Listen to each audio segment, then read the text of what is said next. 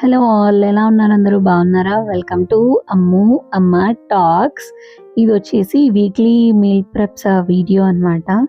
First వచ్చేసి అమ్ముకి నేను గోరింటాకు గ్రైండ్ చేసేసి మెహందీ పెడుతున్నాను అనమాట. మీలో ఎంతమంది ఆకుతో పెట్టడం ఆకుతో పెట్టుకోవడం ఇష్టపడతారో నాకు కమెంట్ చేయండి. సో అమ్ముకి అది పెట్టినంతసేపు అమ్మ ఇంతసేపా అని అంటూనే ఉంది. సో ఫైనల్లీ ఇంకా పెట్టేసి దాని తర్వాత ఇంకా మీల్ ప్రెప్ స్టార్ట్ చేసేసాను అనమాట. మీలో ఎంతమంది ఆకుకూరలు తినడానికి ఇష్టపడతారు? కానీ ఆకుకూరలు అది ఏరడము, దాన్ని కడగడము అండ్ స్టోర్ చేయడము చాలా కష్టంగా ఫీల్ అవుతారు. ఆ కింద కమెంట్స్లో చెప్పండి.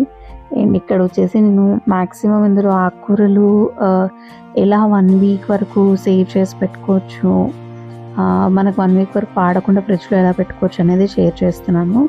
ఫస్ట్ మనం ఆకుకూరలు తీసుకొని రాగానే దాంట్లో ఉన్న దుమ్ము అదంతా తీసేసి, కడగకూడదు, అదంతా తీసేసి లాస్ట్ కొమ్మలు తెంచేసుకొని ఆకు మంచిగా ఉందా లేదా చూసి ఏరేసి పెట్టుకోవాలి. కంప్లీట్గా ఎక్కడ కడగకూడదండి, జస్ట్ ఏరేసి పక్కన పెట్టేసుకోవాలి. దాని తర్వాత మిగిలిన చెత్త అంతా తీసి ఒక కవర్లో వేసేసి ఈ ఆకు ఏదైతే ఉందో దాన్ని ఒక బాక్స్లో, ఏదైనా ఒక కంటైనర్ కానీ మీ కిడ్స్వి పాతవి బాక్సెస్ ఏమైనా ఉంటే అందులో ఫస్ట్ టిష్యూ పేపర్ వేసేసి దానిపైన ఈ ఆకుని మంచిగా, అంటే మనం ఎలా కట్ చేయడానికి ఏరుకుంటాం కదా, సో హార్డ్లీ ఒక 10 minutes పడుతుంది. మీరు మూవీ చూసుకుంటూనో లేదా మీ ఫ్యామిలీ మెంబర్స్తో టైం స్పెండ్ చేస్తూనో మాట్లాడుతూనో మీరు చేసేయచ్చు ఈ పని.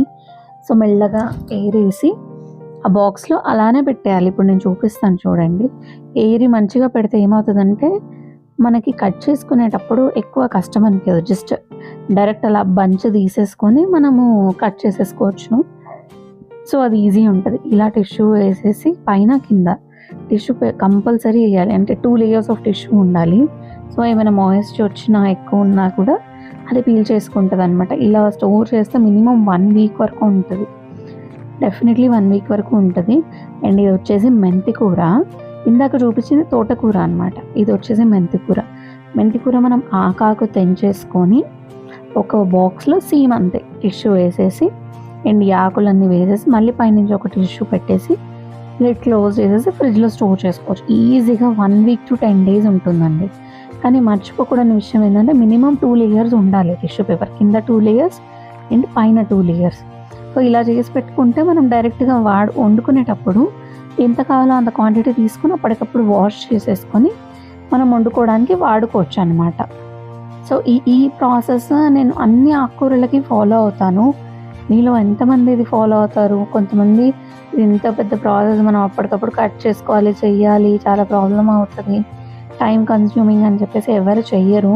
ఇది వీకెండ్స్లో ప్లాన్ చేసుకోండి. సండే రోజు అలా మూవీ చూస్తూ అలా చేసుకుంటే ఈజీగా అయిపోతుంది. ఆకుకూరలు అనేవి చాలా healthy. So please don't miss that.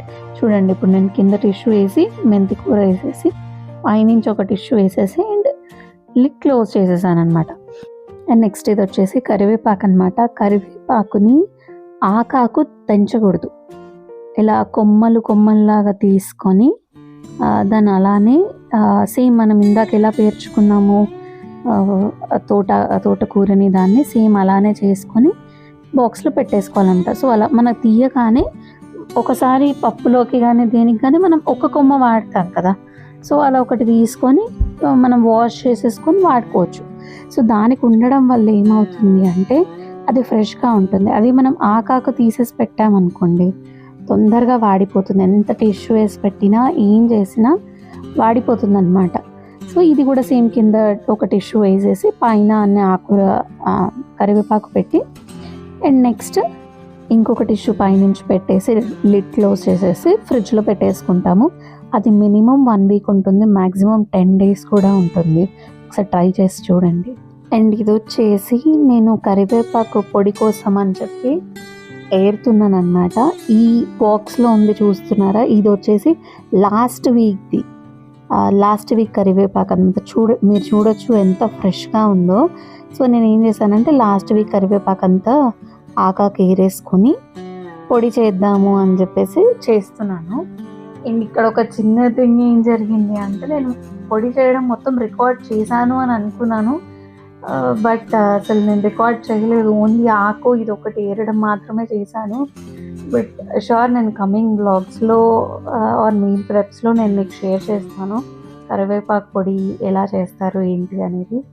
చాలా చాలా హెల్తీ అండి. ఎవ్రీడే ఒక్క ముద్ద దీంతో తిన్నా కూడా చాలా హెల్తీగా పనిచేస్తుంది అండ్ మన ఆకలి పెంచుతుంది.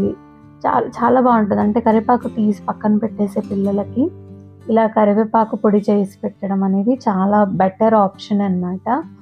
అండ్ నెక్స్ట్ వచ్చేసి ఇది కొత్తిమీర అన్నమాట. కొత్తిమీర కూడా తీసుకొని వచ్చి దాని ఎడ్జెస్ రూట్స్ ఏ పార్ట్ అయితే ఏదైతే ఉంటుందో అది కట్ చేసేసి అండ్ మిగిలిన దాంట్లోంచి ఏవైనా పాడైన ఉన్నాయా, వేరే కలర్ చేంజ్ అయి ఉంటుంది, సో అలా చెక్ చేసుకొని అలా ఏమైనా ఉన్నాయా అని చెప్పి అన్నీ క్లియర్గా ఏరేసుకొని అప్పుడు సేమ్ మనం ఒక బాక్స్ తీసుకొని ఆ బాక్స్ కింద ఒక టిష్యూ వేసి అండ్ పైనుంచి ఇది కూడా సేమ్ అలానే పెట్టేసి కొత్తిమీర అంతా పెట్టేసి పైనుంచి ఇంకొక టిష్యూ వేసి ఫ్రిడ్జ్లో పెట్టేసుకుంటాం అన్నమాట.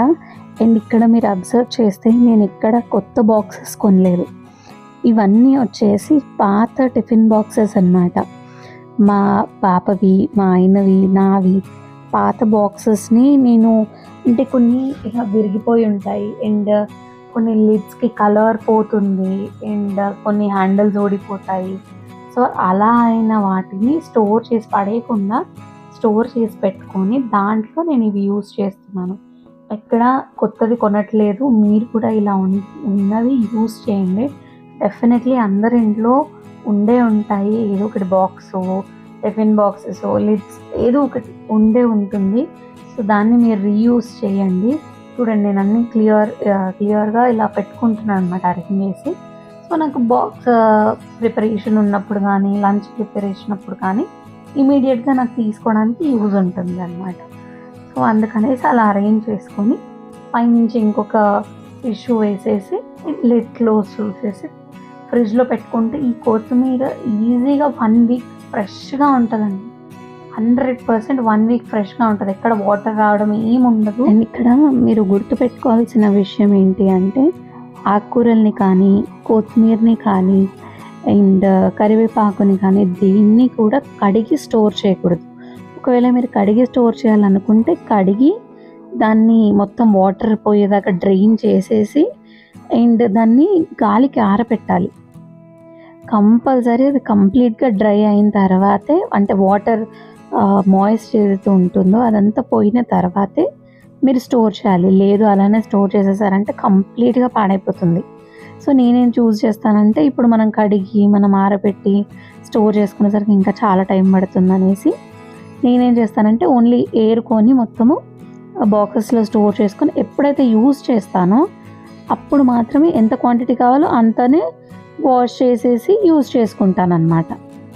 సో అలా ఇది నాకు చాలా బెస్ట్ అనిపించింది. సో నేను ఇది ఇలా ఫాలో అవుతాను. మీకు కనుక ఏది కన్వీనియంట్గా ఉంటే మీరు అది ఫాలో. ఇంకా సండే కదా చికెన్ తెచ్చుకున్నాం అనమాట. అది ఇంకా క్లీన్ చేయాలి. బట్ ఏంటంటే ఎప్పటికప్పుడు ఇప్పుడు ఆకుకూరలు అన్నీ క్లీన్ చేశాం కదా, కొంచెం దుమ్ము మట్టి అనేది ఉంటుంది కౌంటర్ టాప్ పైన. సో ఎప్పటికప్పుడు కౌంటర్ టాప్ క్లీన్ చేసేసుకొని పెట్టుకుంటే మనకు తర్వాత ఎక్కువ పని ఉండదు. ఇమీడియట్గా చేసేస్తే చాలా తక్కువలో అయిపోతుంది అనమాట. ఒక 5 minutes పని. అదే మనం తర్వాత చేద్దాంలే అని చెప్పి వదిలేస్తే ఆ స్టెయిన్స్ ఎక్కడైనా పట్టేసి ఉన్నా ఏదైనా ఉన్నా కూడా మళ్ళీ మనకు అది క్లీన్ చేయడానికి more than 10 minutes 20 minutes కూడా పడుతుంది ఒక్కోసారి. సో ఎప్పటికప్పుడు క్లీన్ చేసుకోవడమే బెటర్ ఆప్షన్ అని చెప్పి నేను ఫీల్ అవుతాను. మీరు కూడా ఇది ఫాలో అవుతున్నారు అనుకుంటాను. ఒకవేళ ఫాలో అవ్వకపోతే నుంచి ఫాలో అవ్వండి, మీకే ఆ డిఫరెన్స్ క్లియర్గా తెలుస్తుంది. సో ఇందాక చూపించాను కదా చింతపండు నానబెట్టేసరికి ఆ చింతపండు అంతా వాటర్ తీసేసి అందులో ఉన్న గింజలు కూడా తీసేసి పసుపు అండ్ లైట్గా సాల్ట్ వేసేసి గ్రైండ్ చేసుకుంటాను అనమాట, ఇలా మెత్తటి పేస్ట్ లాగా. సో ఏంటంటే నెక్స్ట్ టైం మనం ఎప్పుడైనా చారు కానీ పప్పు చారు కానీ ఇలా ఎప్పుడైనా చేసినప్పుడు డైరెక్ట్గా మనము చింతపండు 1 or 2 spoons కలిపేసుకుంటే మనకు చింతపండు రసం చింతపండు వాటర్ అనేది రెడీ ఉంటుంది. సో మనకు ఎక్కువసేపు అది నానబెట్టి ఎండు దాని గుజ్జు తీసి అది పడేసి అది ఏదైతే పల్ప్ వస్తుందో అది పడేయడము అనేది వేస్ట్ అయిపోతుంది. సో ఇలా మనం పెట్టేసుకొని గ్రైండ్ చేసుకుంటే ఏంటి అంటే అది ఎక్కడ పల్ప్ అనేది వేస్ట్ అవ్వకుండా యూజ్ అవుతుంది అనమాట. అండ్ నెక్స్ట్ ఇది వచ్చేసి నేను అల్లం వెల్లుల్లి పేస్ట్ గ్రైండ్ చేస్తున్నాను. అల్లం వెల్లుల్లి ఈక్వల్ క్వాంటిటీలో తీసుకొని అందులో కొద్దిగా పసుపు వేసి గ్రైండ్ చేస్తున్నాను అనమాట. అండ్ ఇది అల్లం వెల్లుల్లి పేస్ట్ అండ్ చింతపండు ఇవి రెండు వచ్చేసి గ్లాస్ బాటిల్స్లోనే స్టోర్ చేయాలి, లేదంటే పాడైపోతుంది. చింతపండు అస్సలు స్టీల్ దాంట్లో చేయకూడదు, మర్చిపోయి కూడా చేయకండి. ఈవెన్ ప్లాస్టిక్స్ కూడా వాడకండి. ఈ రెండు ఐటమ్స్కి అట్లీస్ట్ అల్లం వెల్లుల్లి పేస్ట్కి చింతపండు పేస్ట్కి కంపల్సరీ గ్లాస్ బాటిల్స్ అనేది యూజ్ చేయండి. మీరు చూస్తే ఇంతకు ముందు కూడా నేను చింతపండు దానికి కూడా గ్లాస్ జార్ అనే దాంట్లోనే స్టోర్ చేశాను. అండ్ ఇప్పుడు కూడా ఇది కూడా నేను గ్లాస్ బాటిల్లోనే స్టోర్ చేస్తున్నాను అనమాట. అండ్ ఇది మనకి ఈజీగా 6 months వస్తుందండి. అంటే అల్లం వెల్లుల్లి పేస్ట్ మన వాడకాన్ని బట్టి మేబీ ఒక 2 months వస్తుంది, కానీ చింతపండు మాత్రం ఈజీగా 6 months వస్తుంది. 1/2 kg చింతపండు తీసుకుంటే మనకు 6 months వరకు మనతో ప్రాబ్లం ఉండదన్నమాట ఇంకా. సో ఇక్కడ నేను మల్టిపుల్ దాంట్లో ఎందుకు స్టోర్ చేస్తున్నాను అని అంటే, నా దగ్గర పెద్ద గ్లాస్ది ఓన్లీ 1 ఉందన్నమాట. 1 glass జార్ ఉంది, అందులో నేను చింతపండు పేస్ట్ స్టోర్ చేశాను.